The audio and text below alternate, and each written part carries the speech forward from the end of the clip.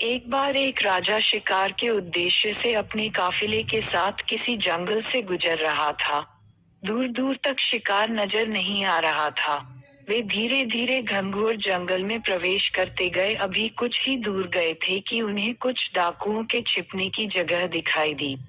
जैसे ही वे उसके पास पहुंचे कि पास के पेड़ पर बैठा तोता बोल पड़ा, पकड़ो पकड़ो, एक राजा आ रहा है, इसके पास बहुत सारा सामान है, लूटो लूटो, जल्दी आओ जल्दी आओ। की आवाज सुनकर सभी डाकू राजा और दौड़ पड़े। डाकुओं को अपनी ओर आते देखकर राजा और उसके सैनिक दौड़कर भाग खड़े हुए।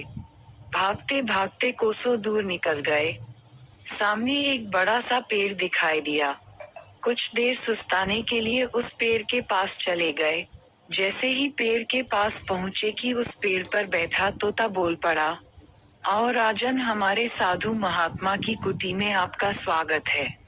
अंदर आइए, पानी पीजिए और विश्राम कर लीजिए। तोते की इस बात को सुनकर राजा हैरत में पड़ गया और सोचने लगा कि एक ही जाति के दो प्राणियों का व्यवहार इतना अलग अलग कैसे हो सकता है। राजा को कुछ समझ नहीं आ रहा था। वह तोते की बात मानकर अंदर साधु की कुटिया की ओर चला गया। साधु महात्मा को प्रणाम कर उनके समीप बैठ गया और अपनी सारी कहानी सुनाई। और फिर धीरे से पूछा, ऋषिवर, इन दोनों तोतों के व्यवहार में आखिर इतना अंतर क्यों है? साधु महात्मा धैर्य से सारी बातें सुनी और बोले, ये कुछ नहीं राजन, बस संगति का असर है। डाकुओं के साथ रहकर तोता भी डाकुओं की तरह व्यवहार करने लगा है और उनकी ही भाषा बोलने लगा है।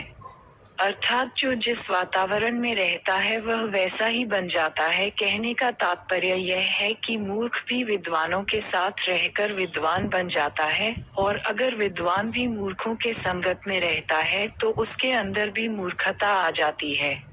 इसलिए हमें संगति सोच समझ कर करनी चाहिए।